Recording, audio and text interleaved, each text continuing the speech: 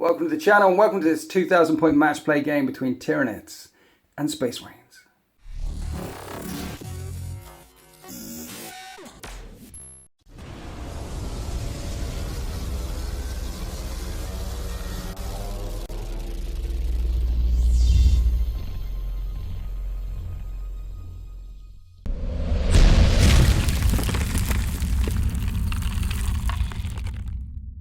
Today on the channel, a splinter of Hive fleet Kraken are going to be rampaging across the battlefields of Pacificum, and a Space Marine chapter known as the Minotaurs are here to push them back. So for those of your lore masters out there, you'll know that the Minotaur Space Marine chapter only answer to the High Lords of Terror, and they get sent out to kill other Space Marine chapters, but they're Space Marines. They don't just fight other Space Marine chapters, and I didn't want to put the 13th up against the Minotaurs one more time. Back before the Cicatrix Maledictum ripped the galaxy in two, the 13th did have a one-on-one with the Minotaurs, but since then we've had a nice chat, a cup of tea with Guilliman, and Guilliman has forgiven the 13th for their renegade ways, and we have been folded back into the arms of the Imperium. So this time when the Minotaurs have come down to visit me on the channel, they're not going to be fighting the 13th. Instead, it's a bug hunt. And joining me on the channel for the first time is Brapscallion. Say hi, Brapscallion. Hi, Brapscallion. So you are a DZTV patron. That's certainly correct. And you got into, and if there's anyone out there who wants to support DZTV or wants to support me through the patron system, you can just go to Patreon and click DZTV, because you set up the King in the North tournament. That's right, yeah. With Alan, with the claw. The dreaded claw, yeah. So and Bostler as well. Don't forget Bostler. We can forget about him. So there's the patron on DZTV for anyone who wants to join us, or you can just sub to DZTV if you want to see more Winters 40k battle reports. And on there is a Discord with glorious people like you in it. Get on the Discord. It's the best thing about the hobby, really. Because you've only recently come back to the hobby. Probably about 8 months I've been playing, and then 6 months before that watching videos of Winters and Liam. Yeah. So have you only got Minotaurs for now? I've started collecting Gene Stealer cults, but I've got about 3,000 points of Minotaurs. Heresy. Yeah, no. Why the cult? Why are you going to the cult? Because the lore is just bonkers. I can make my own stories, and the models are just probably the best models. Well, they worship the Emperor as well, I guess. Does it? As long as you've got many arms. He's just good. Their Emperor's got far too many arms, but at least they believe he's the Emperor. So I forgive you for your heresy. So yeah, welcome back to the hobby. You've said even though you've been playing it for less than a year, you've played like 20 plus games because of the Discord, basically. Yeah, I've been able to meet up. Pretty much all my games have been from people on the Discord. Oh. It's the best way to get games with the best people playing the best armies. It's amazing. It's why I just started painting originally. Yeah. And I wasn't going to play, and then the Discord made me start getting games. So it's thanks to that I'm here now. So it's working. We're trying to build a community of like-minded people from around the world. I think it's working. There's a couple hundred people in there now. I haven't talked to you about the game yet. We're playing 2,000 points, strategic gamble, hammer and anvil deployment. Tyranids that end, coming down towards the industrial sector on this end. Strategic gamble is the one where you get 3 cards, but you can gamble 2 of the cards for 1 more card. So if you've got 2 of the cards and you can't score, you can chuck them away, you can pick another card, and if you score that card in your turn, you get double the points for that. So for example, if you get one of the cards which is a D3er, and you roll a big 3, potentially you could get 6 points in 1 turn off 1 card. So there's a couple of objectives down here in the Minotaurs deployment. There's a couple of objectives down here in the Tyranids deployment, so it's quite nice and spread out. And then there's, actually I think there's 3 probably in the Minotaurs deployment zone, and that one's right in the middle of the table. This battle mat is from gamemat.eu. This stuff is all from Zen Terrain, and there is, if you're in the Discord, if you're a DZTV patron, there is money off the gamemat.eu stuff. There's a voucher. And this stuff is from foregroundpublishing.co.uk, and there's money off for that as well. No money off for the Zen Terrain stuff because I've never spoken to those guys ever, and I've had this stuff for a very, very long time. But the foreground people and the gamemat.eu people are very generous mushrooms. So yeah, 2,000 points. Strategic gamble. Let's go and have a look. Have I covered everything? I think so. Yeah. Armies. Okay, this is 2,000 points worth of Tyranids from Hive Fleet Kraken, which means I roll 3d6 when I advance and pick the highest one, and also they can fall back and still charge. Not fall back and shoot, but fall back and still charge. And it's a dual battalion, and I quite like this list. It's quite mixed up. I've got a Broodlord and some Gene Stealers with Screamer Killers running forward in the front.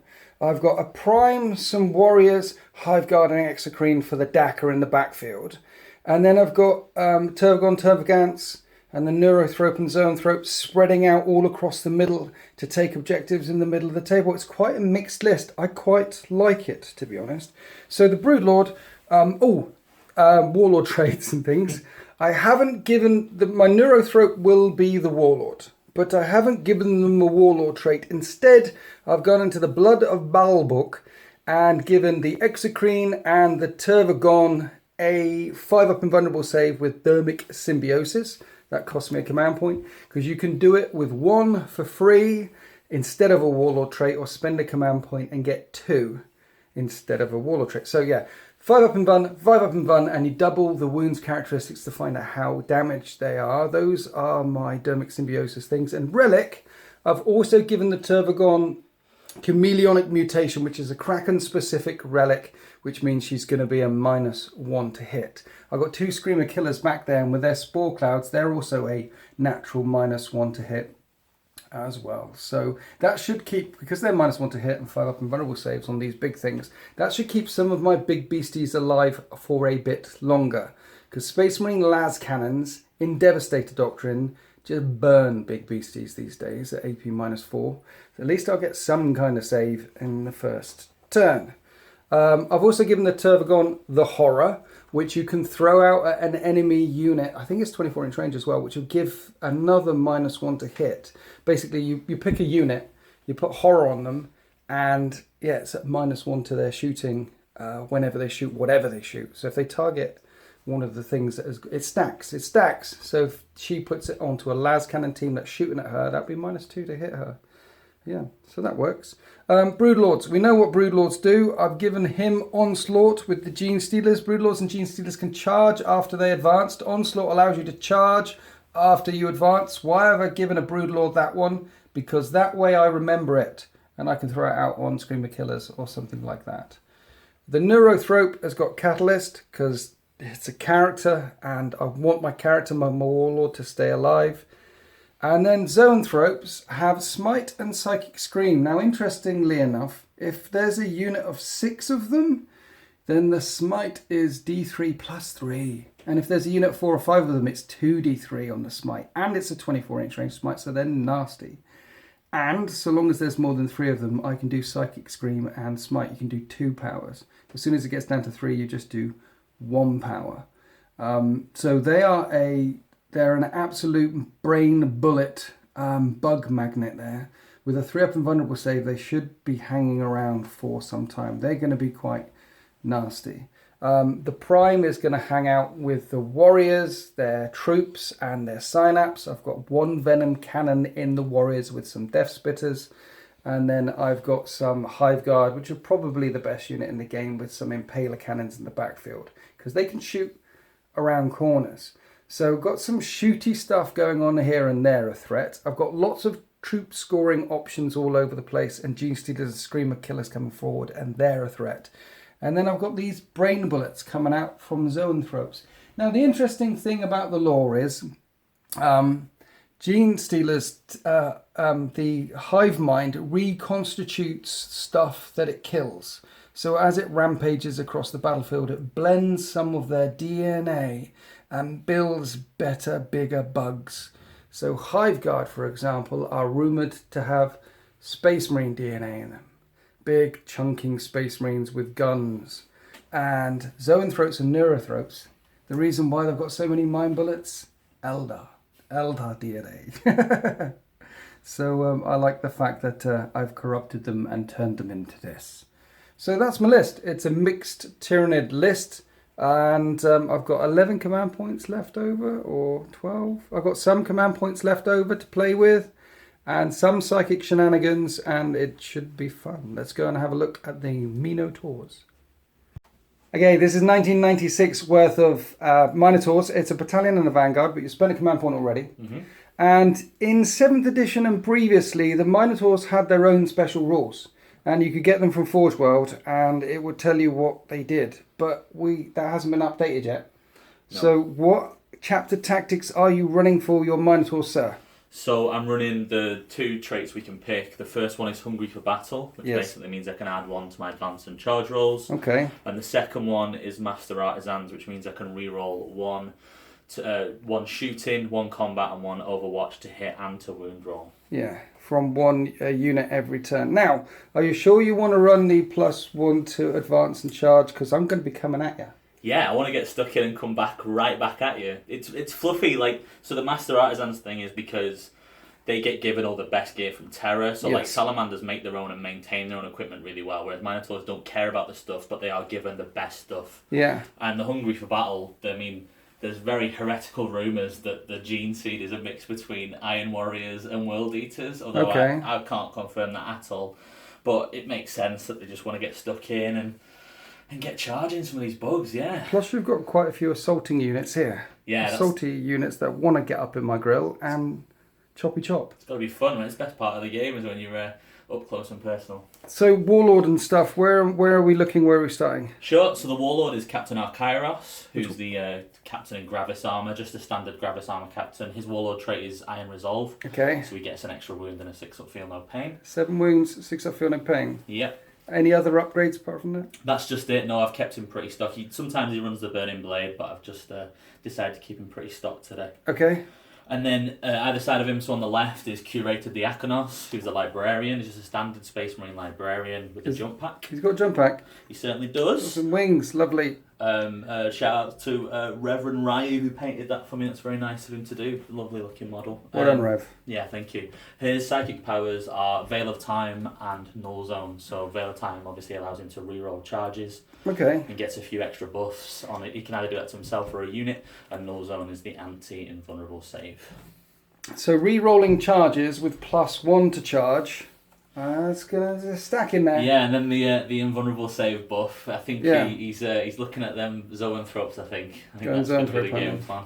Who's this fella? That's Captain Icarus. Okay. He's my jump pack captain. Right. So he's got the Teeth of Terror. Oh, I like the Teeth of Terror. Yeah, and he's got the Imperium Sword Warlord trait, which allows him to reroll charges, and he gets an extra attack and an extra strength and all that good stuff. So that's where you spent one of your command points. Yeah, that's right, yeah. And he's got a plasma pistol as well. So he's a captain, 4 attacks, Shock Assault, 5 attacks. Teeth of Terror, 3. Teeth of Terror, 8 attacks. Imperium Sword, 9 attacks. Yeah. So he's got 9 attacks on the charge, re-rolling charges, and +1 to his charge. Yeah, he doesn't mess about. And the Teeth of Terror is like strength 5 or 6 because strength of Imperium. 6. At -2 to that, he's a beast. Yeah, hopefully. I mean, if he gets in, he is. Otherwise, he's just a nice ornament if he doesn't. Potentially, you don't have to worry about overcharging your plasma pistol because you reroll hit rolls of 1. Exactly. What's the worst that could happen? He's got a tendency to always overcharge that plasma pistol because... Well, if he's got a little bit of World Eater DNA running through him. Maybe it's Khan's plasma pistol who borrowed it. Brilliant. Okay, so 2 captains and a librarian. In the troop slot, we have intercessors.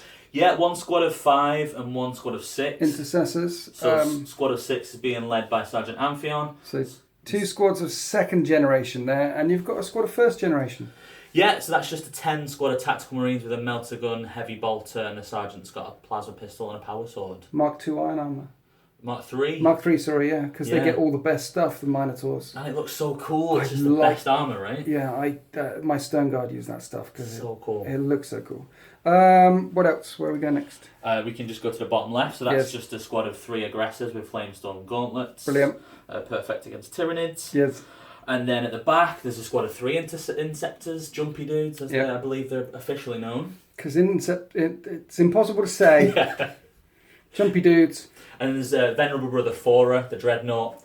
He's got a las cannon and missile launcher. So he's going to be hitting on 2s. Certainly with is. A 6-up shrug. Certainly is. Are these standard assault marines? That's just a standard assault marine squad. There's a plasma pistol in there, and the sergeant's got another plasma pistol and a power fist. You never see assault marines these days. The models are so nice, and they're so much fun to play. I mean, they're not mega useful, but they're good for jumping on objectives and clearing screens and stuff. Quick. And if you send them after little bugs, you'll be okay. And I've got like 50 odd little bugs.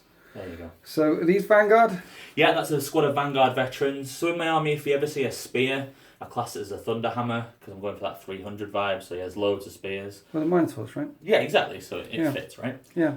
So the Vanguard veterans, there's 2 pairs of lightning claws, 2 Thunderhammers and storm shields, and a relic blade and a storm shield. That's an expensive squad right there. Certainly is. Do not get them smitten. They killed in their last game. They killed a Turvigon, a squad of 3 Hive Guard, and a squad of 3 Tyranid warriors in 3 turns. So, yeah, they've got a taste for Tyranid flesh. Can I just say that your opponent probably wasn't screening correctly? I can't possibly say that. I can't possibly say that.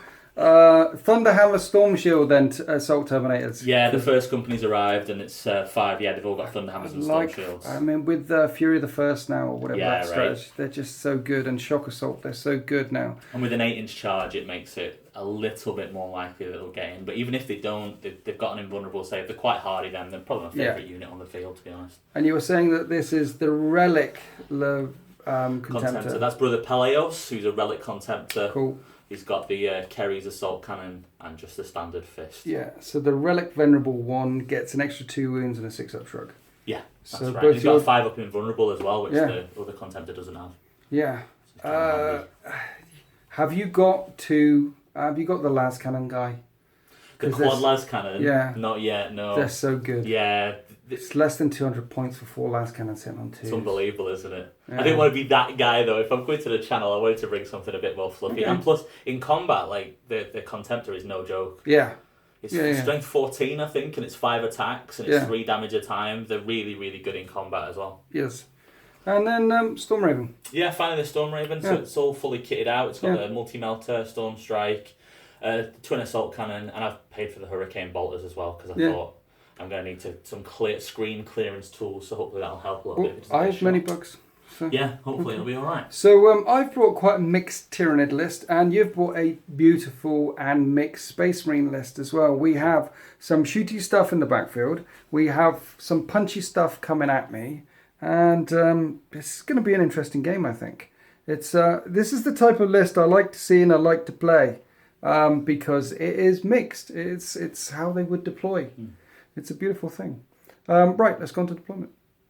And so we're deployed for this 2,000 point match play game of Strategic Gamble from Chapter Approved 2018. And the way this one works, when you check the rules, are I picked the deployment zone, which means Rapscallion got to deploy his entire army first. And you can choose whether you want to go first.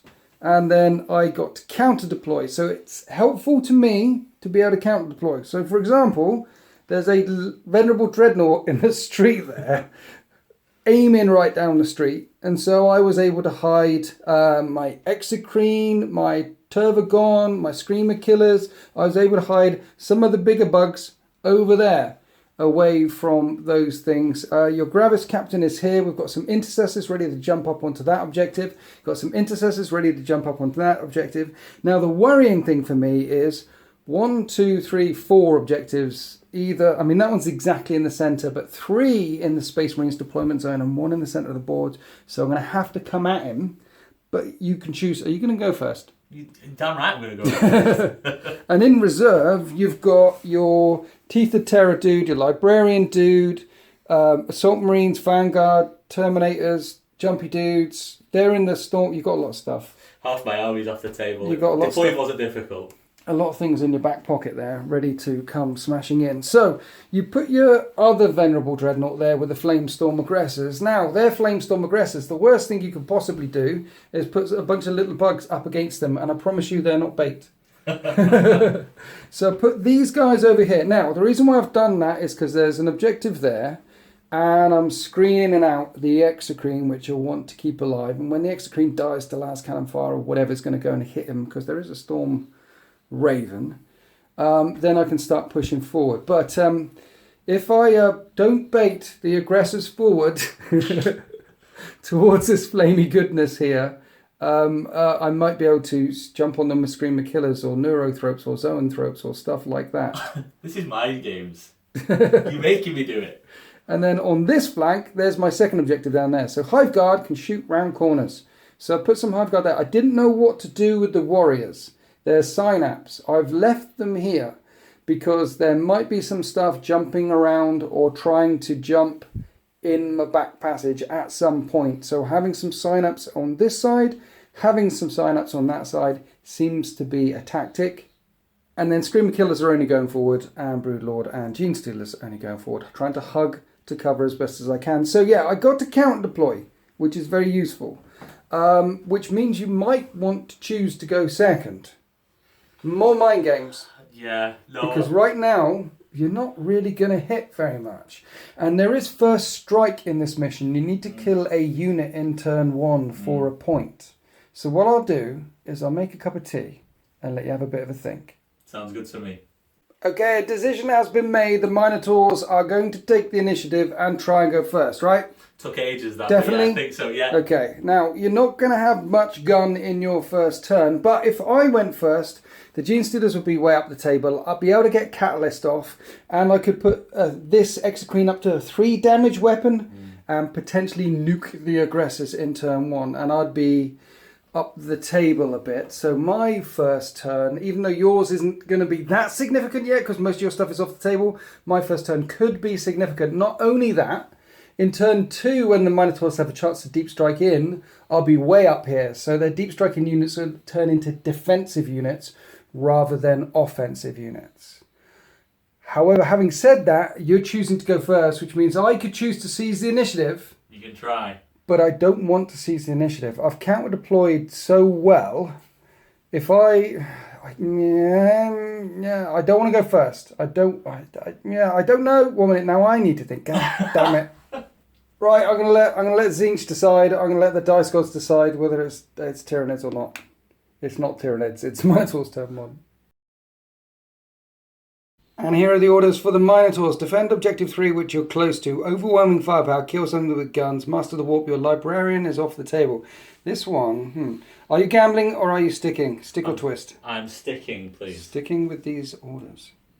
Here we are after turn 1 movement phase for the Minotaurs. The Storm Raven with a squad of first generation inside is taking an aggressive turn, and there's going to be a lot of smite about to hit it. But looking for overwhelming firepower here, I think its firepower will be joined in by the Contemptor Dreadnought over there, and the aggressors are moving in to cover because otherwise they're Exocrine bait. These guys are now defending objective 2. 3, I think. 3, and the Gravis captain is there. That Dreadnought moved as well. Now, potentially, the Gene Stealers can move a long way, but it's 6 inches up there to get to them, so they're probably safe. That's why you were thinking about ditching that defend card when you first drew them over, because I can potentially move up to 20 inches and then charge, but it's a long, long way up. So let's move on to the shooting phase. Opening up shooting phase, Contemptor into Carnifex, Screamer Killer. So you moved, so you're on a 3 up and a -1 to hit, so it's a 4 up with your assault cannon.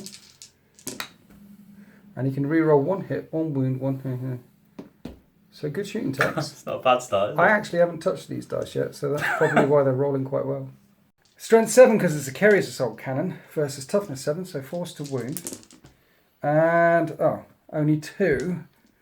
Oh yeah, you reroll a wound because of your Master Artisan. So 3. Now Devastated Doctrine is in effect, so it's -2. So I have 5 up saves.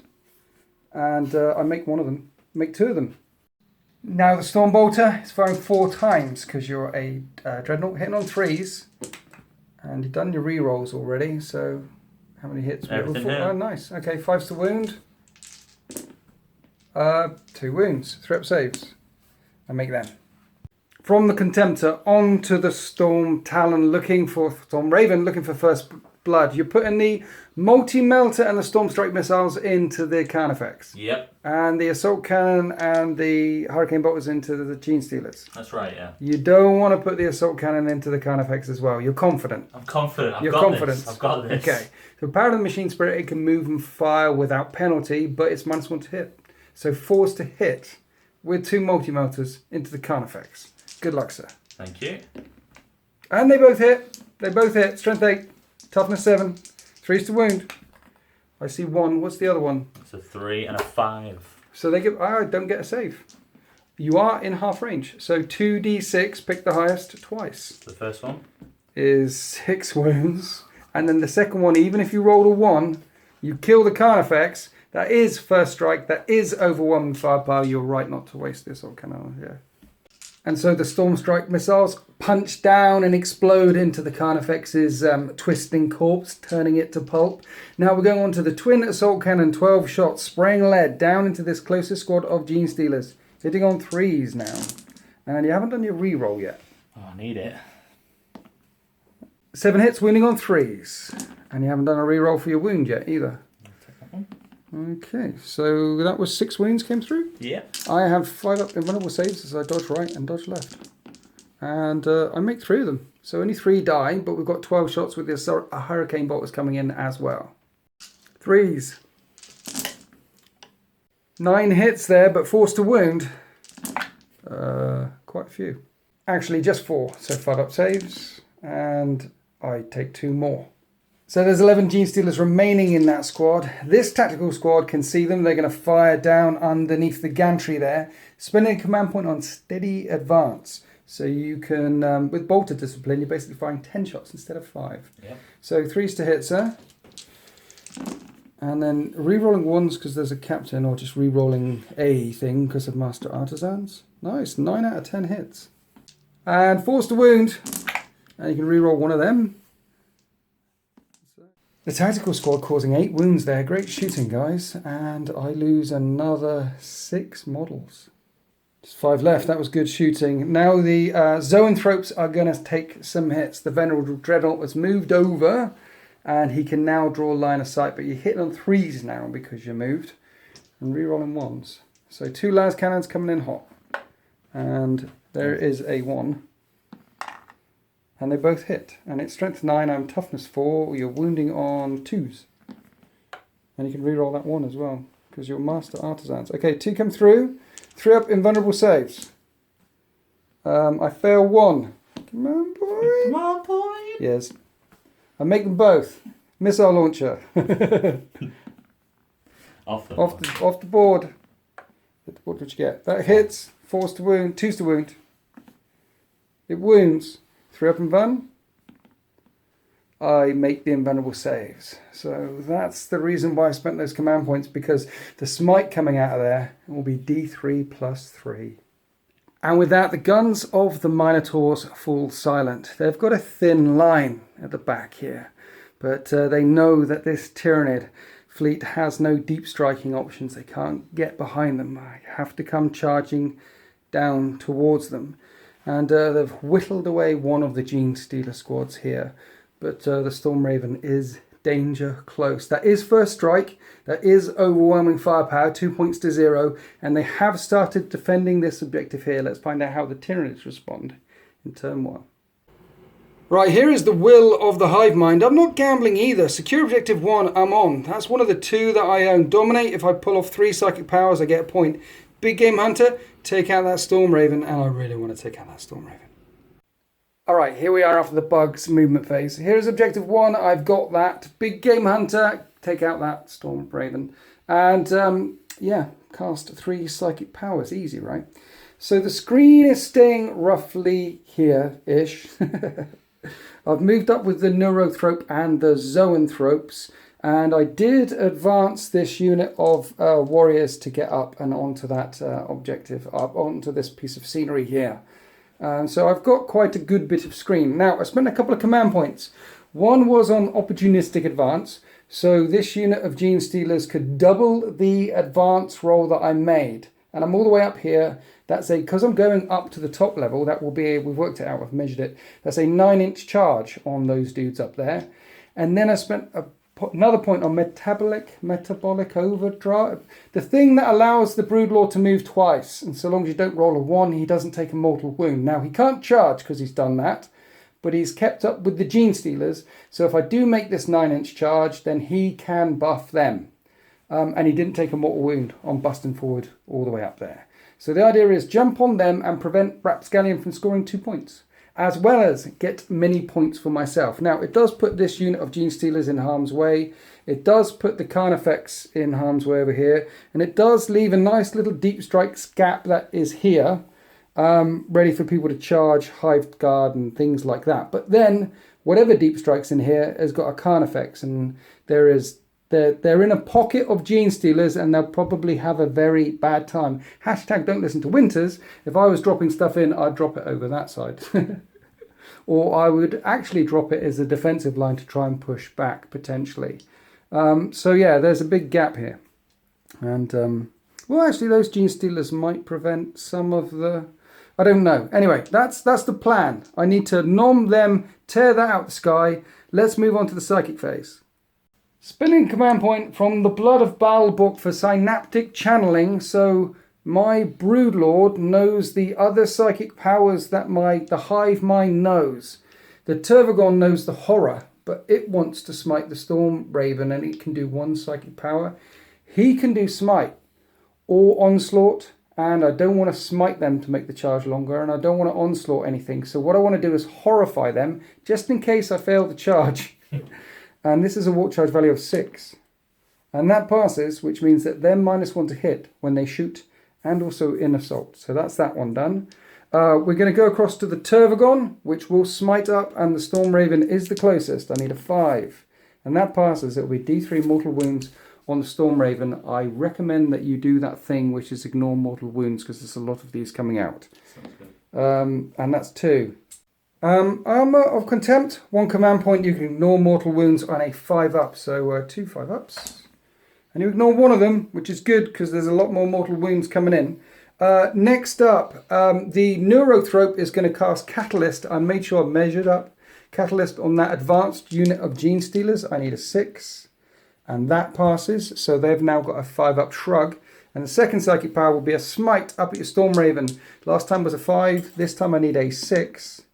And that passes for D3 mortal wounds from the Neurothrope for another 3. So 3 Armour of Contempts coming up. Don't make any of them, so it's taken 4 wounds so far. Next up, Zoanthropes will scream, Psychic Scream, up at the Storm Raven. Need a 5. That passes. This does D3 mortal wounds for another 3. Armour of Contempts. It's taken 7. And now the smite. 5, 6, 7 to smite this time. You lucky, lucky, lucky. See, that's a D3 plus 3. And if I command point reroll that, I need a 5. How many have I got left? Yeah, what the hell? Command point reroll. I can't perils, right? Yeah. If I roll a 1, I can't roll. So this, I need a 5. No. Yes. Still floating through the sky. What did you say there? That was big, really big, because now you're going to have to shoot it. Yeah, now I'm going to have to do this the old-fashioned way with guns. I say guns. With burrowing insects that can fly into... Right, okay, so the Hive Guard with Impaler Cannons normally hit on 3s, but you're flying. So I'm hitting you on 4s. They have 2 shots each, so there's 12 shots. 4s to hit. 8 hits. Strength 8. 3s to wound. Ooh, that's okay. Look at that. That's 6 wounds at -2. I don't know what's going on. Normally I roll low. So 6 5-up saves. That's okay, you make 3 of them. Because each of these does D3 wounds. It's got 7 left. I can't kill it with this shot.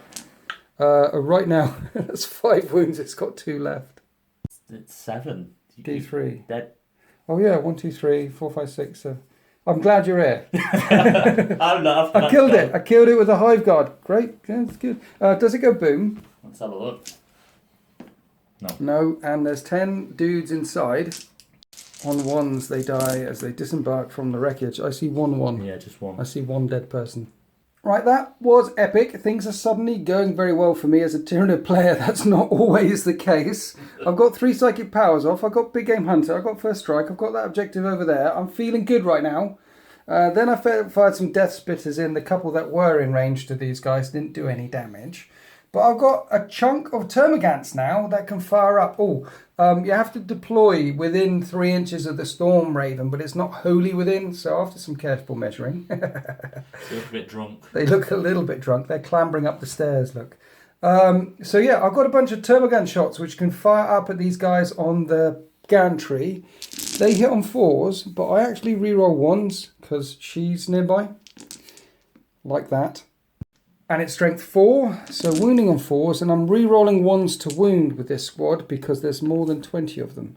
So I get 6 wounds through, but you do have a 2-up save, sir, because you're wholly within a train feature.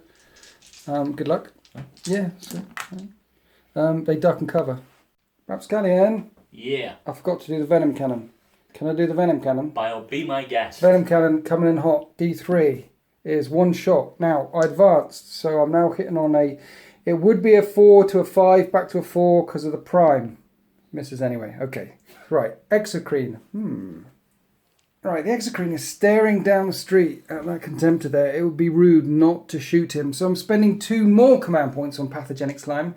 Gets the damage of the Exocrine from 2 up to a 3. Of my 12 command points, I'm down to 5 left now. I've just been burning through them. But let's shoot this dude with 12 shots, hitting on 3s.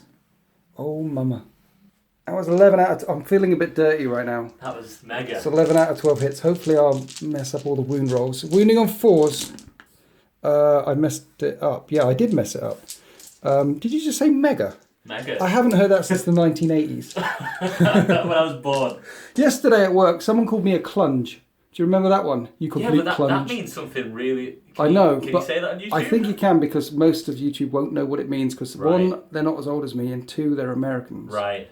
I like weapon. Weapon. That's a northern thing. Yeah. It's a real weapon. That's so blood, dude. There you go. Down with the kids. Right, -3, flat 3 damage, 5 saves. 5 saves. You got invulns, right? Yeah, 5 up invulnerable. Yeah. Right, come on, Paleos. He takes... That's 12 wounds because that... Yep, 3. Yeah, and he's got 12 wounds. He's got a 6-up shrug. Mm-hmm. He's going to be fine. It just depends if you command point reroll one of them. I command point it. It would be so clunge. Clutch it would be if Clutch. I got it, right? That's the one I was thinking of. I've got yeah. 6 left. No, not spending the command point reroll, but 6-up shrug because he's a venerable relic thingy bob dude. Come on, so you need a couple of 6s. There we go. There's 2. I Target see 2. acquired, kind of. So he's got 10 wounds left. Yeah. And when I said 10 left, I meant 2 left. He's got 2 wounds left. That is the end of my shooting phase. That was a pretty successful phase, taking out that Storm Raven and hurting that Contemptor. Now, we have a charge coming on. We're going to do Overwatch in a second, but it's a 9-inch charge to get up there. Mm-hmm. So if I make this charge as well. Yes. And... Right. Yeah, I think I'm going to have to because I've got 5 left. It's a 50-50 chance. Why not roll that? Yeah. There's put me on 4 though, and I was hoping to use some more command points on single-minded annihilation and things like that. But what the hell? Command point. Oh no!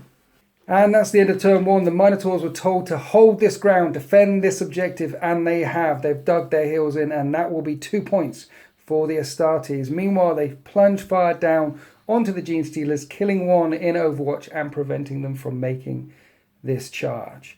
So, with those extra 2 points, that's 4 points in total for the Astartes, but the Tyranids have dominated, they have got Big Game Hunter, and they have secured their objective over there and got first strike, so it's 4 points each. The Tyranids have pushed forward, taking an incredible amount of ball control, but 4 points each, and there is a lot of reserves. Either popping out of a teleportarium or plunging down from the sky on wings of fire as we go on to Minotaurs turn 2. Right, here are the orders for the Minotaurs. Master of the Warp is still in your hand from last turn. Librarian's coming in. Lightning Strike, kill something in my deployment zone and scour the skies, kill out the Zoanthrope or the Neurothrope. Are you gambling, sir? Yeah, I'm going to gamble Scour the Skies and Lightning Strike. You are? Yeah. Definitely? Death or glory. Okay, good luck. Defend objective 2. Now, you can't get the double points for that because it's got to be in your turn, but if you still defend it, you will get 2 points instead of 4 in my turn. And so the Minotaurs respond to the Tyranid aggression. This is defend objective 2 down there, so that's unlikely. Master of the Warp, however, the Librarian has dropped in there. Now, Smite is line of sight, closest visible, and he's tucked in behind a Contemptor so he can't see the Carnifex. His Smite instead will rip out into the Gene Stealers, because the Gene Stealers are a problem. These guys have mounted the barricades and are ready to plunge fire down, it's on my brain now, into the gene stealers below them. And you've got some Inceptors, the jumpy dudes have come in. So there's going to be a lot of firepower waving into this side of the battle grid here. The tactical marines are up on their barricades as well, ready to either shoot down or the Tervagons or the Zoanthropes. So we've got a wall of bolt gun fire is going to rain down into the front ranks of the Tyranids. And the tactical doctrine is in effect. So AP -1 on rapid fire weapons, or an additional AP -1. Now, the Hive Guard are in a bit of trouble because you have dropped your Vanguard Marines there who can go charging in. And right in this corner, we found a gap. It will be, they're 9 inches from the warriors, but it's almost 11 inches to these guys here. So that's a 10-inch charge, which is a 9-inch charge for you, because you get +1 to charge, and it's re-rollable with Imperium Swords. So the Hive Guard could be charged from the back and from the front, and more importantly, it will shut them down from shooting, if you manage to pull that off. Meanwhile, over here, the aggressors ran through the walls. We're saying that vehicles and monsters obviously can't go through walls, but infantry units can, so they ran down this way. They're not in range this turn, but next turn they can step out and flame on. Meanwhile, the Terminators are staying in the Teleportarium. Why are you keeping the Terminators off the table, sir? They're Terminators. They're the first company. Yeah, they should be on, shouldn't they? But there's nothing that they can get to this turn. Right. And then with all the smite going out, they're good against fire and combat, but not against smite. So they're gonna come down as like a last stand and sort of plug the gaps where they needed most. So trying to break through first and rip apart the front line, expose the soft underbelly of the Tyranids, and then the first company will come in and plunge their spears in and finish the job. Let's go on to the psychic phase. So the Libby doesn't need Null Zone or Veil of Time right now, so he's just going to smite. Need a 5. And that passes, and it's a super smite. I need to block this on a 12. I don't block it. It will do D6 wounds, and it will hit those Gene Stealers over there. And it's only a 1. Do you want a command point? You've got like 6 left. You can't get worse than that. There's 5 Gene Stealers there. You could potentially wipe them out. 6. I wish I hadn't said anything now. Those Gene Stealers' brains get turned to paste. Lightning erupts from the hand of the librarian, vaporizing the Gene Stealers. Then we're on to the shooting phase. We have the Venerable Dreadnought, this time standing still, firing in at the Carnifex, barreling down the street. It's a Venerable, but it's 3s to hit because of the Spore Cysts on the Screamer Killer. Good luck. So we'll do the last cannons? Yes. Both hit. And 3s to wound. 1 wound, but you can re-roll. 2 wounds with Master Artisans there. It's -3 now because of the Devastator Doctrine, so I need 6s. I don't get either. 2d6 damage. And the Carnifex gets cut clean in half. And the missile launcher thumps into its corpse. Now we're going on to the Intercessor, firing down at the Gene Stealers here. We're adding the bolt pistol as well, even though the tactical doctrine is in effect, because I have a vulnerable save. So we've got 11 shots coming down from the side of the building as the Gene Stealers try and scrabble up it, hitting on 3s and re-rolling 1 of them. Many shots, big wow. Hitting on 4s there because of the horrification, wounding on 4s, and re-rolling 1 of these. So even though they were horrified, they did pretty well. I have a 5-up invulnerable save. And then I have a 5-up catalyst on these 5 wounds.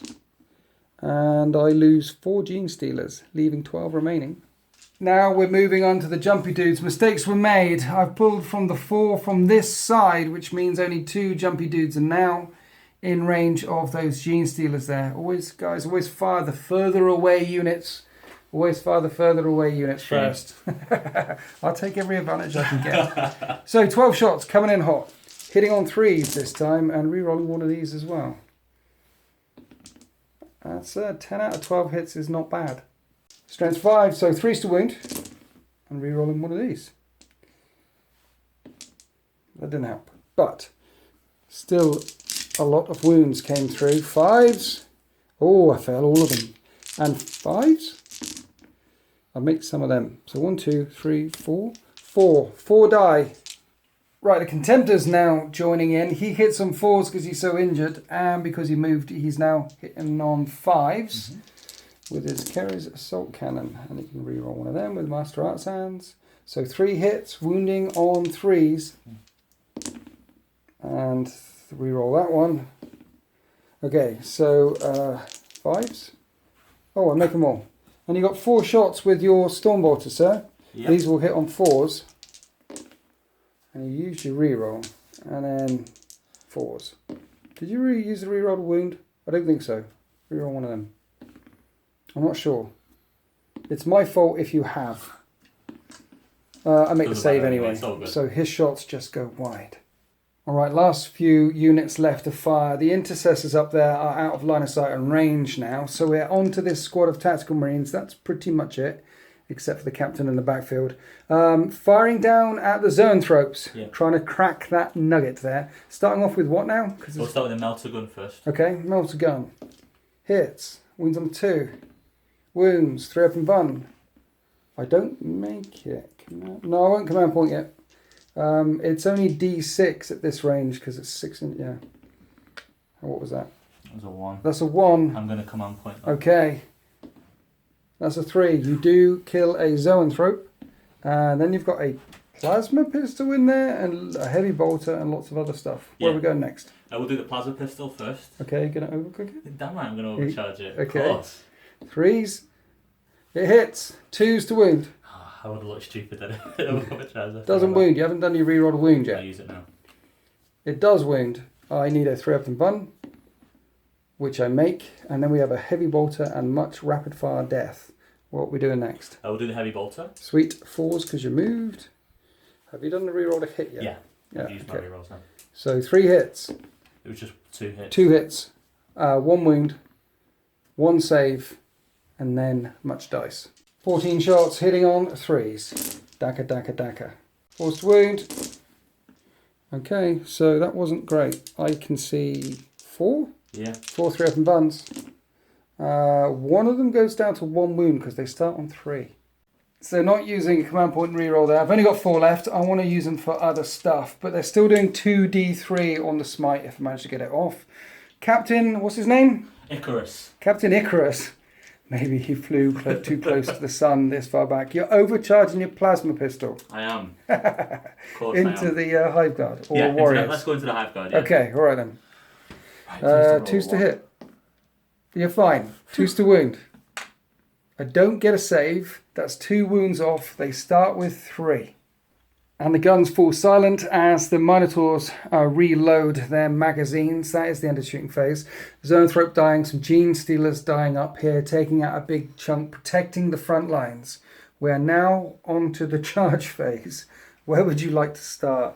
Let's start over here. You want to? He's gonna. Because he can re-roll his charge. Yes, but there's a lot of Overwatch coming out. Yeah, you're right, actually. And he's got a 4 up and bun. They've got a 3 up and bun. Let's go to the Vanguard veterans into the... Now, interestingly enough, Overwatch counts exactly the same as the shooting phase. And I can fire at units that are not in line of sight. So let's Overwatch. And Overwatch didn't do anything at all. So you've got a 9-inch, which is an 8-inch charge because of your thing. Rerollable. Not rerollable. It's not rerollable. I can reroll it if I want. Just an 8-inch. That'll do. They get in. Now Captain Icarus is going to try and join them in. It's just under 11, so that's 10 inches, but which is a 9-inch because you're +1, and re-rollable because of the Imperium sword.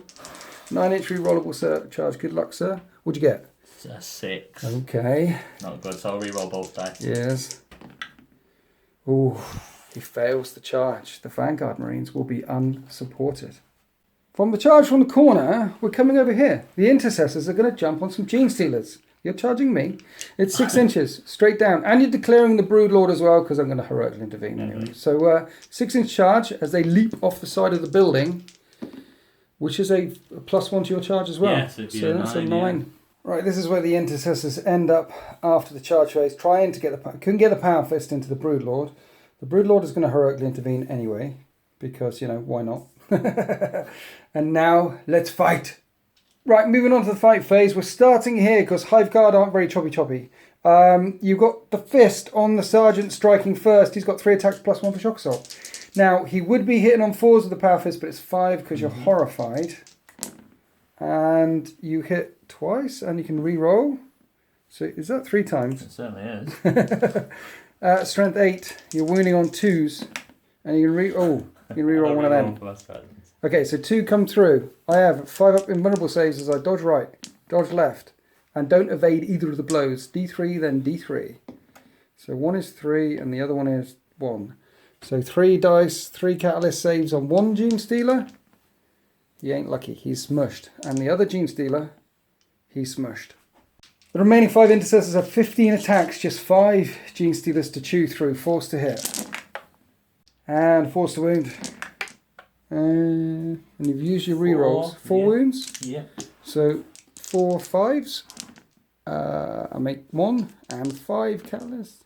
Oh, only 1 more dies. There's still 4 left.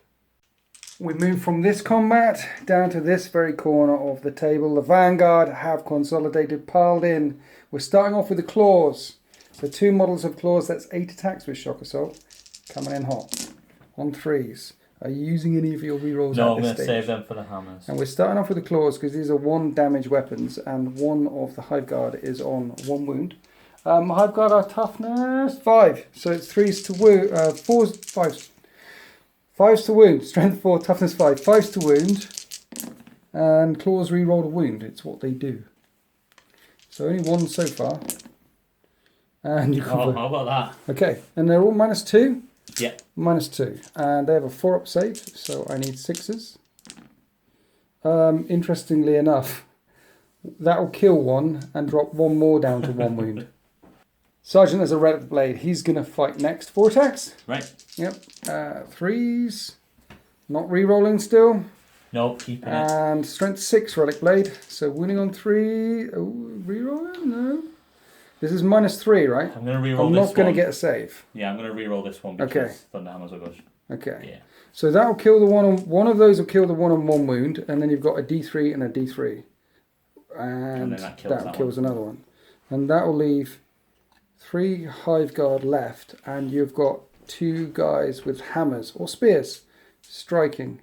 And you haven't used your re-roll to attack yet. So 6 attacks with Shock Assault, hitting on 4s though. Because these spears are stabby. Now you can use your re-roll. Only 2. And 3s to wound, I'm toughness 5. They both wound. They're both -3. 3 damage, killing 2 utterly. So that unit of Vanguard just dug through 10. Toughness 5 wounds. Good work, lads. Now I'm going to strike back. 2 attacks, hitting on 4s. I both hit. Wounding on 4s. I both wound. Interesting. 3 up invulnerable saves? Or... What's the AP? No AP, it's just my fists, but you only have 1 wound each. Yeah. So it's 3s, and then you can apply it. You can choose, kind of. And you got 2. Oh, sorry. No, they're fine. They take the attacks back. I won't have morale here because they're synapse. Meanwhile, we come back over here to the Gene Stealers. Right, start off with the Broodlord actually, because if I kill a chunk, you'll take from there, and then I won't be able to fight. So Broodlord first, 6 attacks. He hits on 2s. That's really good. I wound on 3s and re-roll a wound. That's what they do. Right, so that is AP -6, 3 damage. So that kills 1. These are AP -3. So you need to make 5 6-up saves. Maybe you shouldn't have chosen. There's only a chunk, but that's what they do, I guess. That's his so job, 6s, right? Yeah, that's his job. No problem. It's 5 6s coming up. Yep.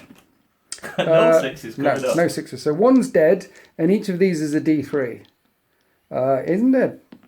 So that's 2 dead, and I've got 3 left. 3 dead, and so in total I kill 4.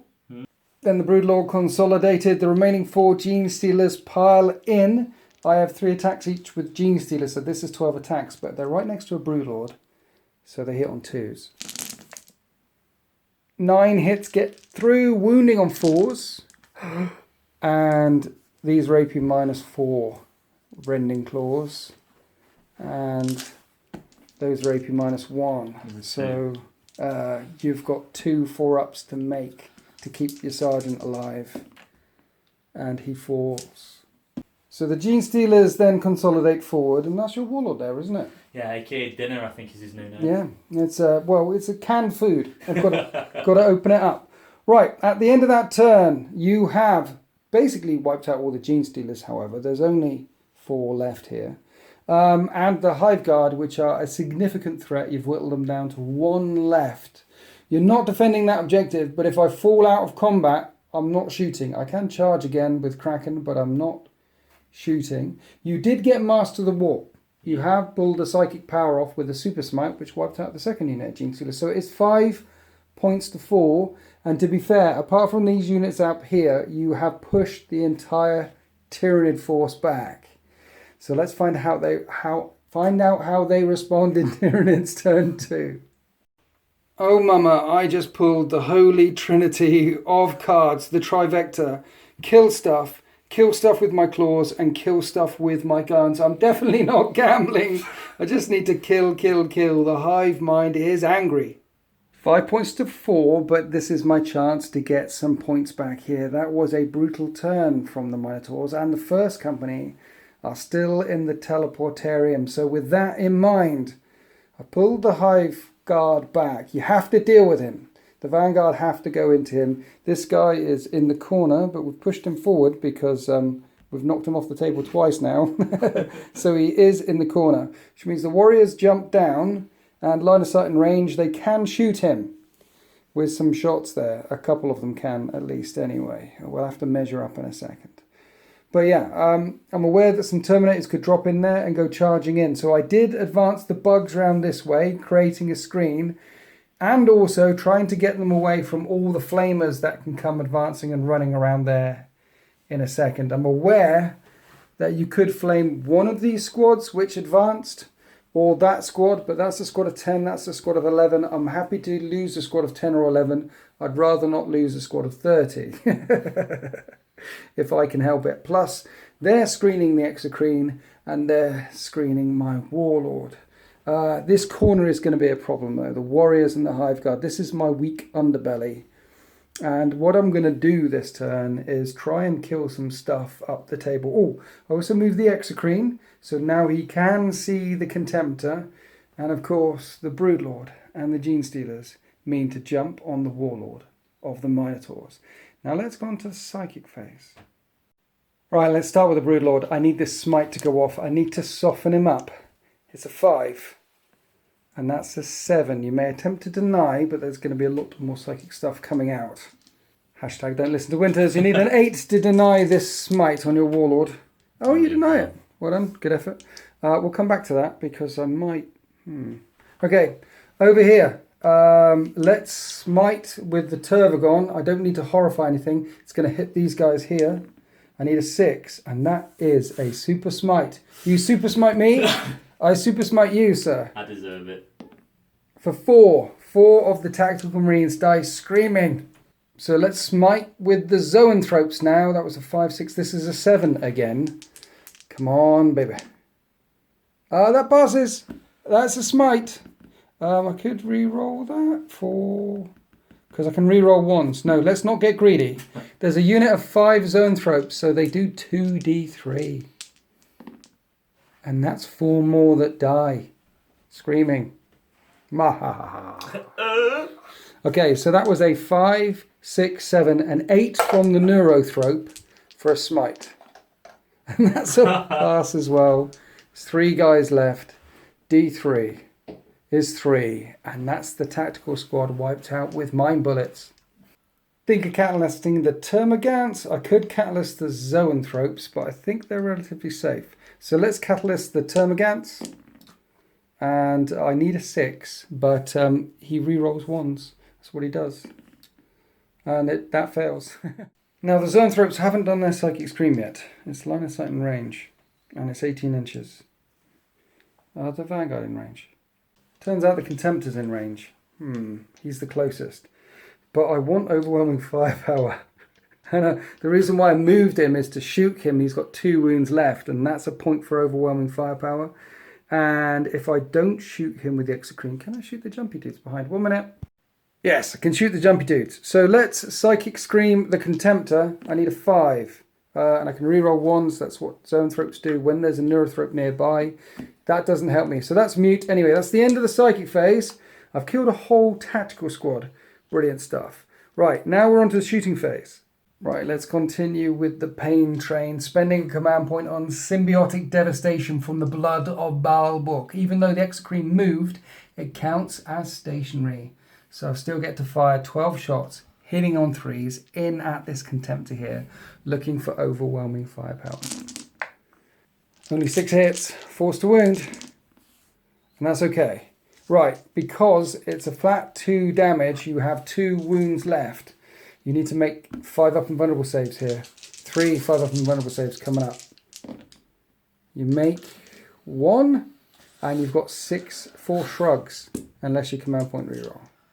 No, I think he's not long for this world. Okay, so it was 4 damage. You just need to make 3 6s. You've got 6 dice there. You only need 4. You make 1 5. Brilliant. Thank you.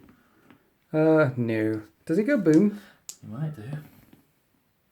An ancient brother has fallen. That is overwhelming firepower and no prisoners. I'm sure they will recover his sarcophagus. He will rise to fight again. Now we're coming back here to the warriors, closest line of sight and range. There's 3 dudes. There's 2 guys with Despotas plus the prime firing in, and the heavy venom cannon will fire in at the captain that's here, not there. I'm doing the prime at the same time. 3 shots with Despotas, so 9 in total, hitting on 3s with a strength 5, so I'm winning on 3s, and it's AP -1, so 4 up saves. Did it hit? Yes, that's fine. That's lovely. One goes through. He takes a wound. D3 shots with the venom cannon for 2, which will hit on 3s. And this is strength 8. So it wounds. And each does D3 wounds. It's -2, but you have an iron halo. And you make the saves. Loves it. He's a hero. Right, that's the end of my shooting phase. I've killed 2 things so far. 1 with mine bullets, 1 with the exocrine. So I have got some points. Then we went on to the charge phase. The Broodlord has charged your warrior, your hero, your captain. What's his name? Arkyros. He's in trouble. The Gene Stealers went flying in there as well. And what I've done is I've made sure a Gene Stealer is tagging this Dreadnought. It does mean that the Dreadnought will get to fight me, but he's a Mortis Contemptor. He's a Mortis pattern Dreadnought. So no Power Fist there. He will be winning on 3s. I might be able to take it, is what I'm saying. And everyone is in range. I didn't declare the Dreadnought, I just declared the captain. And then hashtag don't listen to Brap Scullion. Because he's saying, do you want to charge the captain? Do you want to charge the captain? Now, warriors with a prime nearby would be hitting on 2s, re-rolling 1s with their scything talents. Tasty, go for it. And they've got a lot of attacks. So I'm going to do it. Good. This is the prime. He needs a 9. Glorious melee combat. Put him back in the corner, look. That's a fail. Would you like to overwatch me with your plasma pistol? Yeah. Okay. And I'm going to overcharge it. Are you? Yeah. 6? No. And I'm not going to re-roll that because I kind of got one, but I'm not going to. Then the warriors. These are also a 9. Now I'm tempted to use a command point. Well, I've started, so I'll finish. Nice. Nice. They don't get in. I'm down to 2 command points. Would you like to overwatch the warriors, sir? Yes, I will. But I'm going to overcharge as well. Okay, all right then. And that fails. And I'm not going to re-roll. No? Okay, so that's a failed charge down in the corner, down to 2 command points. Now let's fight. It's going to have to be the Broodlord first, isn't it? It's going to have to be the Broodlord. But then you turn around with your captain and smash those. But the Broodlord might be able to take... No, it's going to have to be the Broodlord. He has 6 attacks. He hits on 2s. And he hits 5 times. Right. I'm strength 5?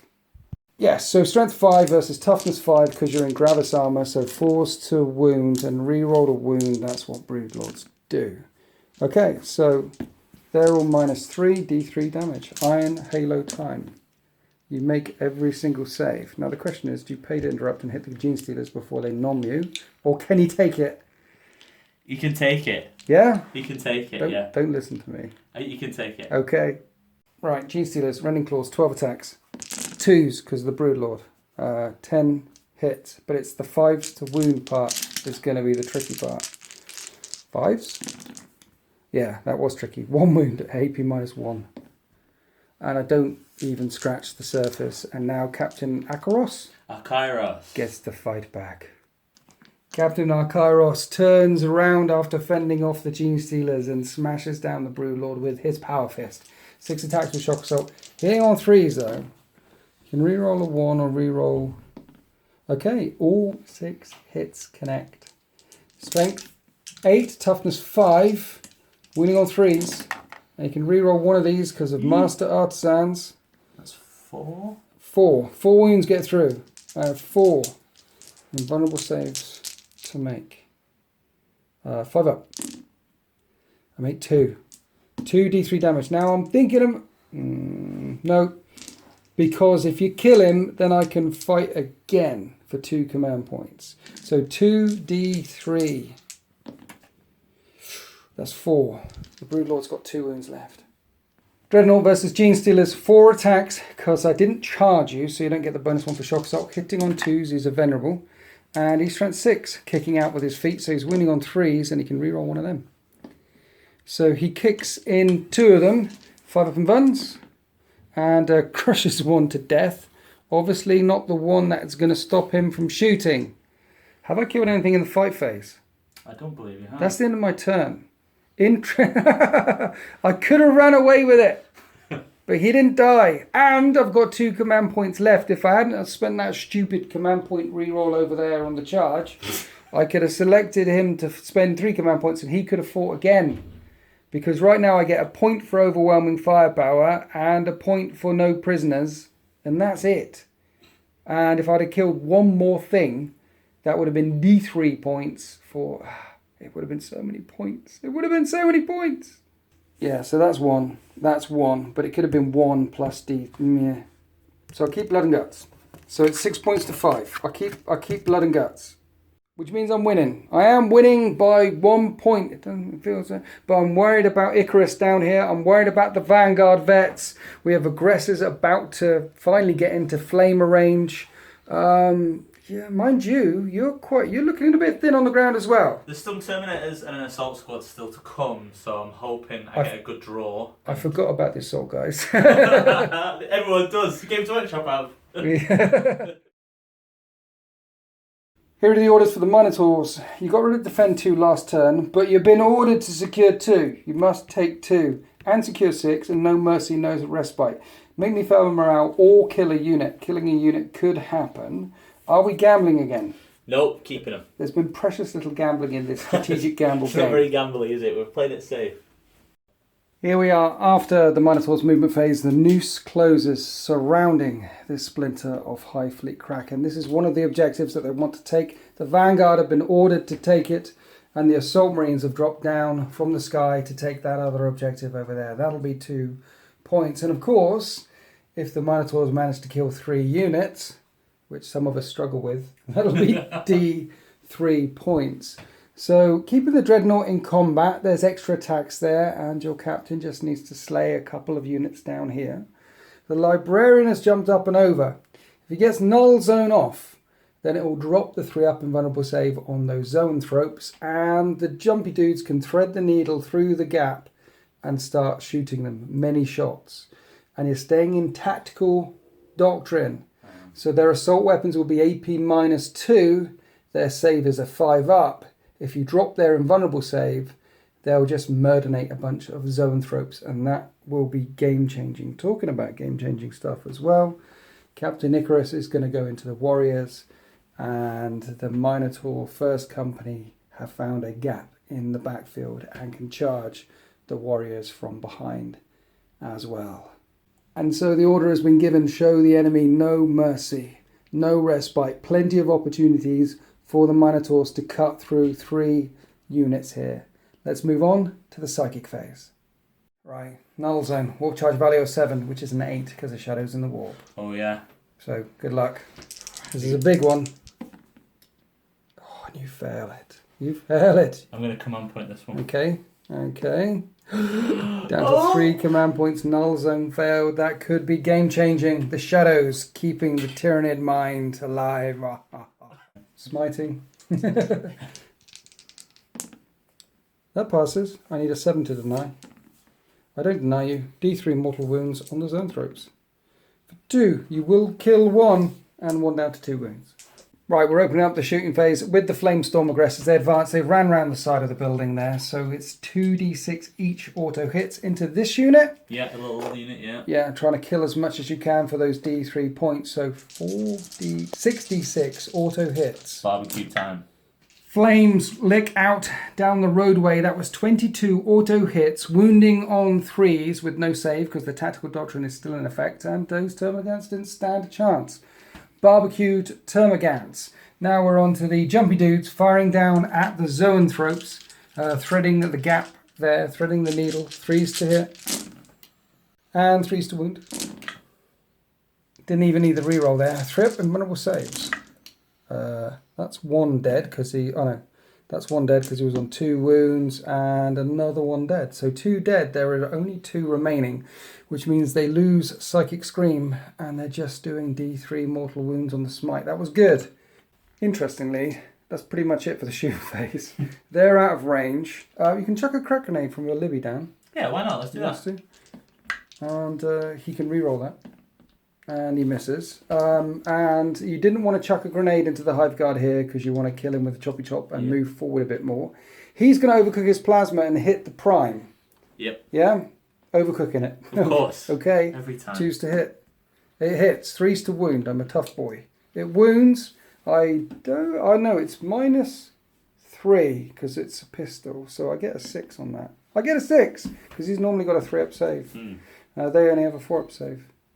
Right, that is the end of the shooting phase. Now we have some charges coming up. The first company are declaring a charge against the Prime and the Warriors who did the Overwatch, and I didn't damage them. Well, I did damage them, but they held their shields firm. This is a 8-inch charge because of your chapter tactic. So good luck. They failed the charge. Come on, boy. It's tough because I've killed 1 unit and I need to kill 3. Well, now there's... The Prime is another unit. Yeah. But I think he's got 6 wounds with a 3-up save. It's going to be tough. And you got your captain over there. And it's going to be a 5. It's really tough killing 3 units, you know. You would know. Yeah, do you know what? Why not? I've got 3 left. Okay. Death or Glory, right? You need a 5.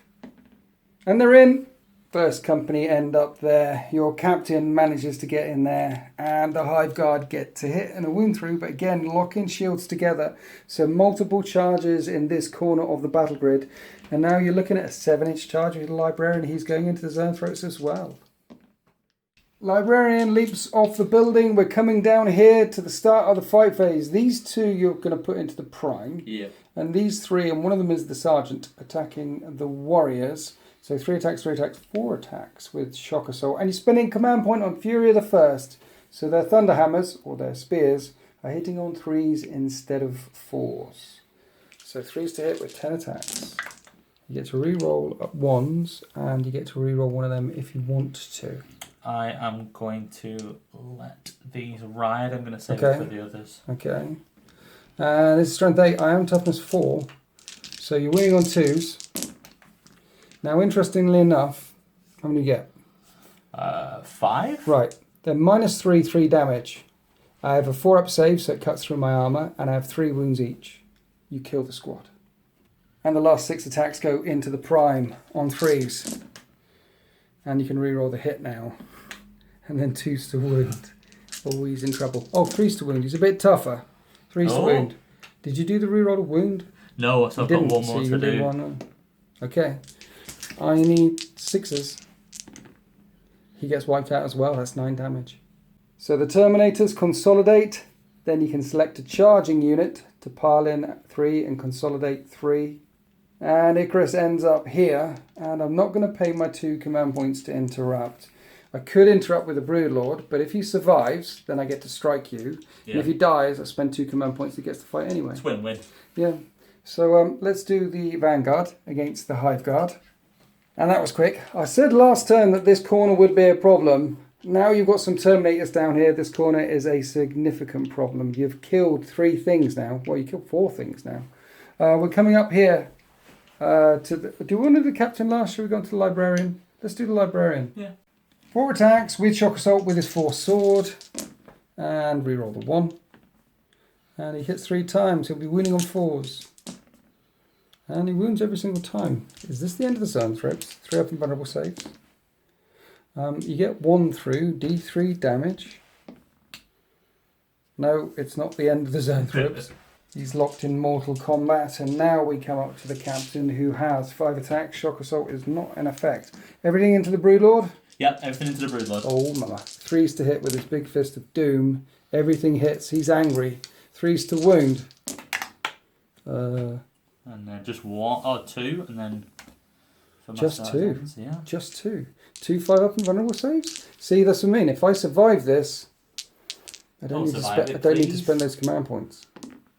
I don't survive this because it's 2d3. He will get wiped out. So now I'll activate him. Death Frenzy. Before he dies, he will strike your Warlord. 2s. I roll 3 1s. 5s. Oh, and rerolling. Now, interestingly, how many wounds do you have? 7. I won't kill him because they're a flat 3 damage.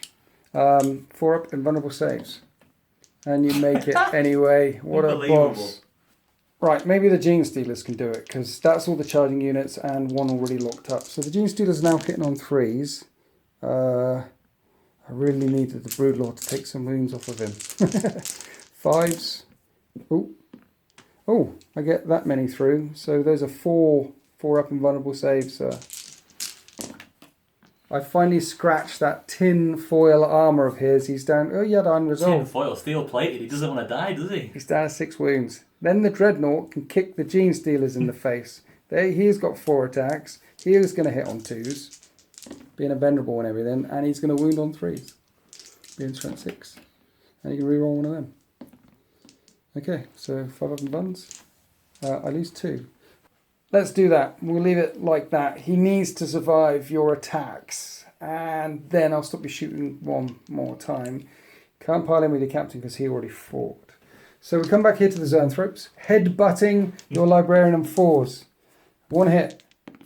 I wound you. It's a full armour save though. To be fair, they've got very big heads.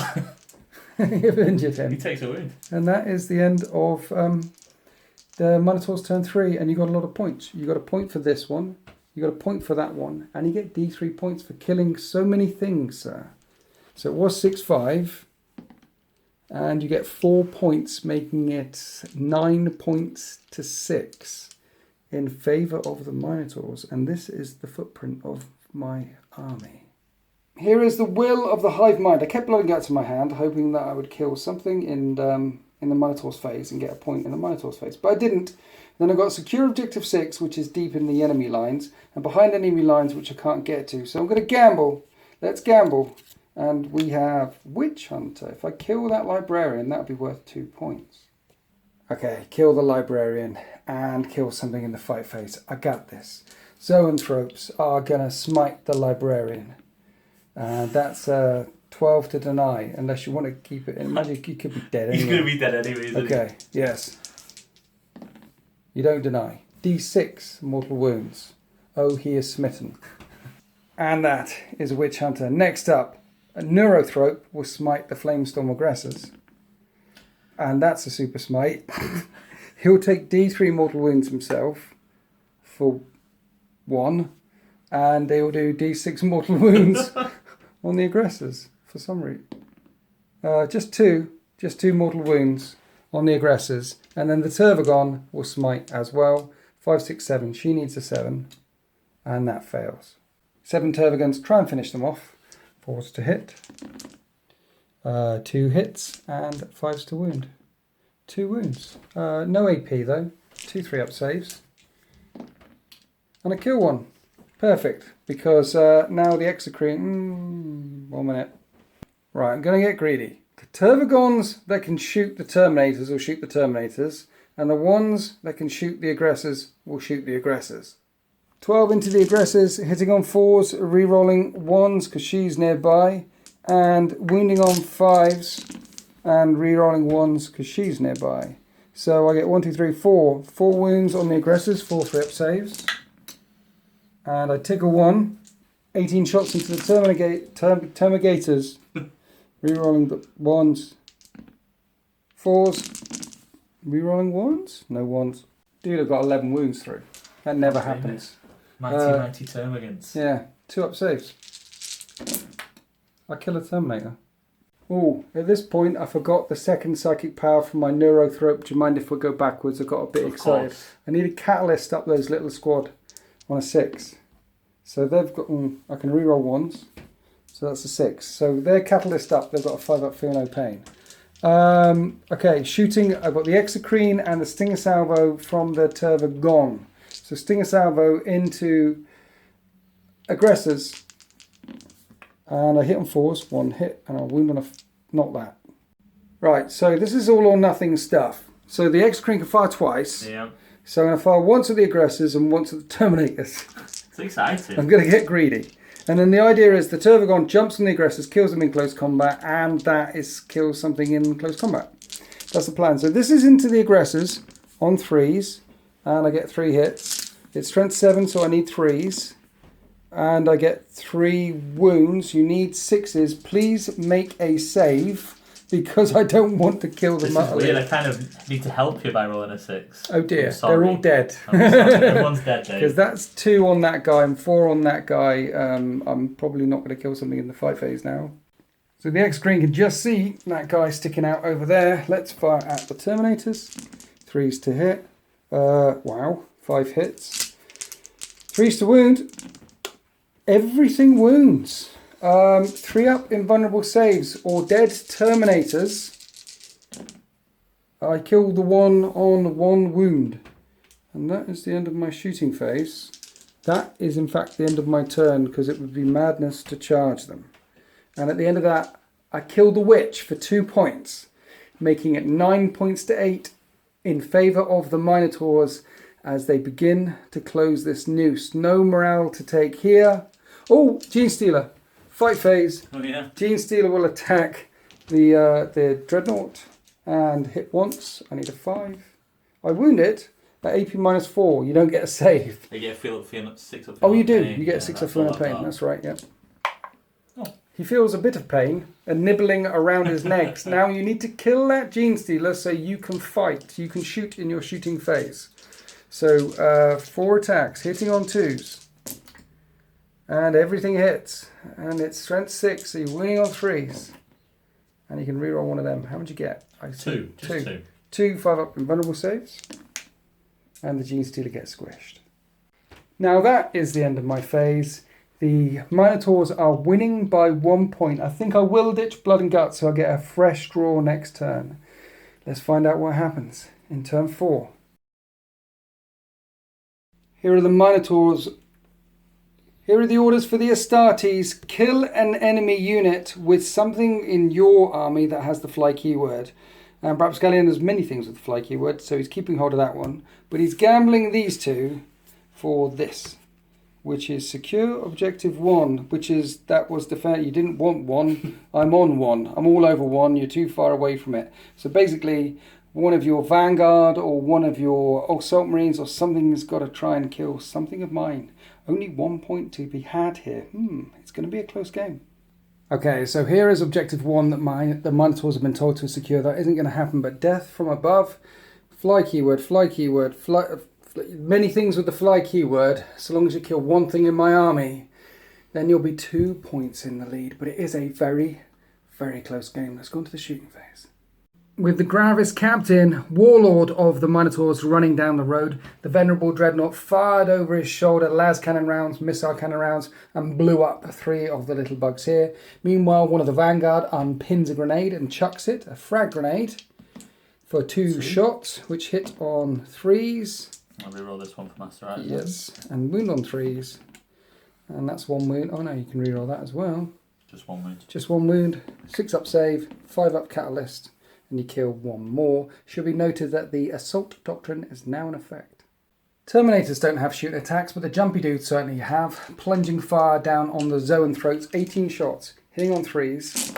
Getting to reroll one of these as well. That was 13 hits with the rerolls, winning on 3s. And reroll 1. 3 up in Van, 5 wounds to get through. And There's one is still alive. And because the intercessors up here are out of range, they've been out of range all game, you know. They've just been looking at the battlefield, admiring the view, I think. Yeah, we're down to the Assault Marines' last unit left to fire. You've got 2 plasma pistols. You said you're overcooking both of them. Damn right I am, Into the Tervagon. Yes, please. You know she's -1 to hit because of her chameleonic mutation. That's exciting, isn't it? Okay, 4s. I'll re-roll this one. Really? Yeah. Really? Yeah. One dies horribly as the pistol blows up. 4s to wound. That's what you would have wanted. It does. Oh, you can re-roll the wound. It doesn't wound anyway. Then the remaining shots from the assault squad bounced off the Tervagon. Then we went into the charge phase. The Minotaur first company have charged into the Tervagons, taking no damage on the way in. The Vanguard are declaring both them and the Zoanthropes. It's 7 to get to the Zoanthrope. I think it's 6 actually. So it's 5 for you because it's 7 and then 2. So you've got to be within it. Yeah, it's 5, but you've declared both just in case you fluff it. You don't fluff it. The Vanguard get there. Now the jumpy dudes are going into the Tervagants. 5-inch charge over there, 6-inch over here. And they're in as well. Big scrap going on down here. And finally the Assault Marines going into the Tervagon would be a 5-inch charge, but 4-inch charge because your chapter thing. Everyone's in. Everyone's in. Now the big one, the really big one, your jump captain, I left a hole. The reason why I left that hole is because when I advanced the Neurothrope over, I needed a big enough gap. And you move the little bugs first, and then it's left a nasty gap there. He's got a re-rollable charge. Let's see if he can get in. And I'm going to re-roll this one just to get a good position. That +1 to charge is coming in really handy. I'm going to need to remember that one because he manages to get in as well. Essentially, your entire army, -3 units up there, are engaged in close combat with the assault doctrine now in effect. Let's fight. Right, we're starting off with the Assault Marines. We did all the chainsword attacks, didn't cause any wounds, or made a couple of saves. Now we've got a power fist attack coming in hot. He's a sergeant, so 3 of them hitting on 4s. Chameleonic mutation only works in the shooting phase. So 2 hits. Strength 8, toughness 8, 4s to wound. Brilliant. AP -4 because of the assault doctrine. I do have my dermic symbiosis 5-up invulnerable save. I make them both. So the assault marines bounce off the Tervagon, but we're now onto the jumpy dudes. Let's do their crushing charge, which you should do at the end of the charge phase. On 4s, they'll do mortal wounds on the little bugs as they come smashing in. 2 crash into little bugs catalyst, but for some reason I didn't need those bits. So they come smashing in. Here are the attack rolls. With the reroll, everything hit. 3s to wound. And the combat blades that they have, technically they have a close combat weapon, are now AP -1. So I don't get a save. It's 3s to wound. So it's all about these catalyst saves. It's all about this base, about the beast. Right, 5s. 2, I saved 2, 5 die. And it looks like this. Then the Terminators fight. The Terminators mush through a chunk more. Now we're on to the Zoanthrope, getting hit by Thunderhammers or Stabby Spears from the Vanguard Vets on 4s. And we roll 1. Rolls 2s to wound. They all wound. I need to make 3 up invulnerable saves. And I do. Relic Blade from the Sergeant on 3s. 2 hits and on 3s. A wound. 3 up and run. I make that as well. It's going to have to come down to the 8 attacks from the lightning claws. 3s to hit. Oh. Oh. 4s to wound, re-rolling. Oh. Re-rolling. Okay, that's enough to kill it if I fail both 3 up and runs. I passed all the runs. Something good happened. So we did all the fights. You've done all of these, smushing their way through. The Zoanthrope hasn't fallen. It now comes down to Icarus with the Teeth of Terror striking my Warlord. 9 attacks on the charge. Hitting on 2s, re-rolling 1s, and wounding on 3s. He's got this. You got this. Re-roll the 1s. Right, 3s to wound, and you can re-roll 1 of these. Yeah, I'll re-roll this one. Yep. Okay. 3 up invulnerable saves. Each of these doing 2 damage, and I've got 4 wounds left. And that is Slay the Warlord. Then it's my turn to fight back. The little guys pile into the closest model, hitting Terminators and things on 4s, wounding on 5s, didn't do any damage. I've got 6 attacks against Icarus himself, 4s to hit, 5s to wound. Oh, I actually wounded someone finally. 3 up save on Icarus. The ultimate shame of losing a wound to a Terminator. Run up his trouser leg and hurt him. And then we've got the Tervagon with the monstrous scything talons, smashing into the Assault Marines. 3 attacks, hitting on 4s. Here's strength 7. And that's AP minus 3. So a 6 up save. No, and it does D6. Well, they're 1 model each, wound each. So, in response, I killed 1 Assault Marine and put 1 wound on your Warlord. And that is the end of Minotaurs, turn 4. And so it was 9 points to 8 in favour of the Astartes, but something with a fly keyword killed a unit, and that unit was my Warlord. So it's 11 points to 8 in favour of the Astartes as we go to Tyranids, turn 4. Here are my objectives. Defend 3, master the warp, defend objective 4. Can't do either of them. So instead, I'm going to gamble and try and advance out of my deployment zone. Run away? No chance. Right, here we are after the movement phase. I'm Kraken, I can fall back and charge. And she spawned 10 bugs within 6 inches of her at the start of the movement phase. And then I move around all over the place. So I've moved out of combat. I can't shoot because that unit was in combat. But they're, I'll admit, I'm quite close to conceding here. I'm asking him to keep going because I think with a good draw. With a strategic gamble thing, it's a thing. We've still got another turn in it. Any one of us could get one of those D3 things and manage to pull it off, and suddenly it's a victory for the Xenos. Yeah. Maybe, potentially. I need to master the warp, though. That's what I need to do first. So she will try and smite the Assault Marines in front of me. And that's a smite. You can't block it, and that is a point for Master of the Warp. D3, and I kill one of them. Then we moved on to the shooting phase. This little swarm fired in. It's the only of the little swarm that can fire. She can't fire, that can fire. And you failed the only save you had to make, killing 1 more. And one more time I forgot my psychic phase. Neurothrope smiting the Terminators. And that fails. I needed them there. Right, okay, shooting wise. Exocrine, we're going to get greedy again. Because the Exocrine is going to shoot 6 shots into the Captain and 6 shots into the Terminators. And then Tyrannifex, Tyvagon charges that one last remaining guy. And if I can clear these away, I'm saying there's a chance. So this is into your Captain. I'm hitting on 3s. I'm wounding on 3s, 2 wounds. He has 3 wounds left, a 4-up invulnerable save.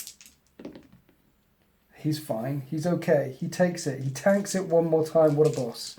And then the 6 shots into the Terminators. I get 4 hits.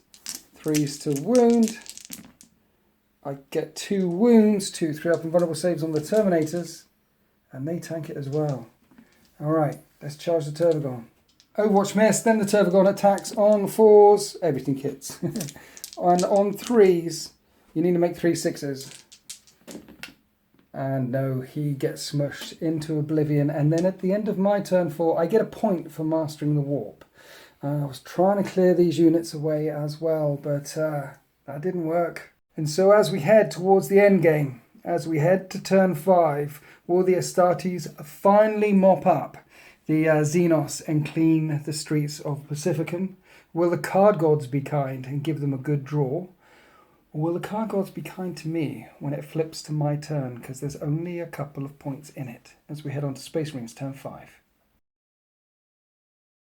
It's 9 points to 11. The Astartes are winning by 2 points, and this is a good draw. Hold the line, have 3 units back in their deployment zone behind enemy lines, get in my deployment zone, and they are, and secure objective 5. So it was 9-11. Here we are after the movement phase, and I will concede at this point and say this is the way the world ends, because your Gravis captain turned around and ran back again. And you've got, these guys finally did something. You've got 3 units in your deployment zone. That's a point. Yep. And they're securing the objective. Finally. That's a point. So you're 4 points in the lead. I knew it all along then, lads. And you've definitely got D3 units in my deployment zone. 3 units in my deployment zone for an extra D3 points if you'd like to roll up.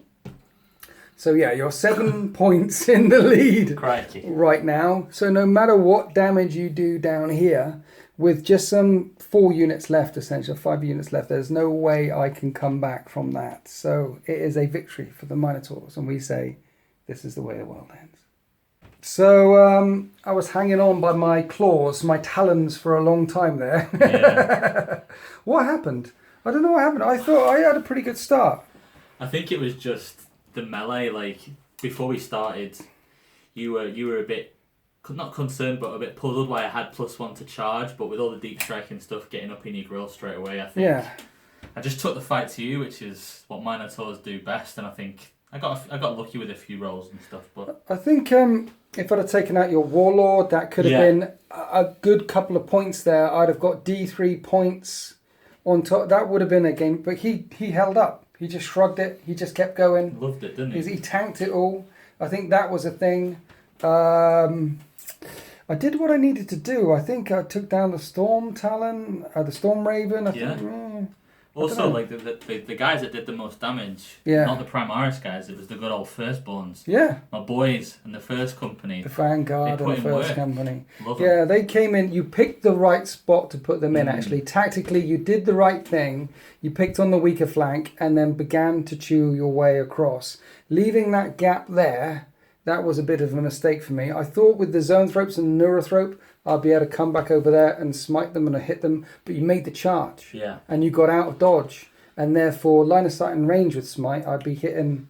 So they were, that charge was... When you did the command point reroll? That 8-inch charge from a 9 to an 8 is just... It makes all the difference, especially if you've got a lot of units. It just becomes so much easier to get them in. And I was lucky with my charge rolls, really lucky, and I got to do my favourite, which is crush bugs in combat. Yeah. Mathematically, I don't know the difference between an 8-inch charge and a 9-inch charge. No, me neither. I'm not it doesn't sound very much player, sadly. So It doesn't sound very much, but when you're trying to make quite a few of them, because you have quite a few assaulty units, all you need is 1 or 2 of them to get in, and then it can change the pace of a game. And normally assaulty units are in armies that aren't very shooty, but these are Space Marines. You've got the shooty power, you've got these... You can do everything at the moment, and I tried to make it, as I said, less Primaris and more flavour and Space Marines, but... they're still super strong. I think I had a tough list as well. Yeah. I had a tough list. The Exocrine, the Hive guy. I don't know. The deployment was interesting. The board setup was always interesting. It made it very tactical. In between turns when we weren't filming, did a lot of talking about where do I drop in? You screened so well at the back here. Like usually people leave pockets and. I mean, you only left 1 pocket here, I suppose, maybe here, but you didn't do that much. But yeah, you screened really well, so it was very, very well played on the other half. My guy, Morsus, with the Teeth of Terror, he's a boss. Your guy, Icarus, it's nice to be on the receiving end. That sounds like a challenge.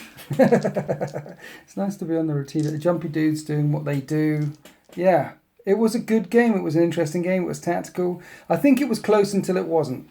Yeah. It was close until it wasn't. You managed to stop the thrust, and then you managed to counter reply words, and then come in, counter-attack, that's the thing, and then come in my back lines. When you got that draw of the kill stuff in psychic phase and combat, no prisoners, I thought that was almost going to be game over then. I thought it was going to be game over. I got a few lucky rolls and I withstood it, but I liked it. It was one way then the other, all over the show. Loved it. It was nice. It was good. Cool. So thank you so much for coming down. My absolute pleasure. And thank you for being a DZTV patron. Again, my absolute pleasure. It's been great. No, thank you. You helped me make this magic happen, and thank you everyone else for watching, particularly all the DZTV patrons and viewers out there. Very much appreciate your support. Dice and stuff available from the merchandise page, batmatgameup.eu, foregroundpublishing.co.uk. You're from... DZTV? North somewhere. Preston, Lancashire. No idea. Anyway. Near Stockport. Where? Near Stockport. Don't know where that is Games, either. It's the greatest gaming shop of all time. I've been there once. Basically, anywhere north of the Thames for me is a bit of a blur. It's like EastEnders, north of Watford, and you haven't a clue, right? I don't know where Watford is either. Thanks for watching, guys. Happy wargaming.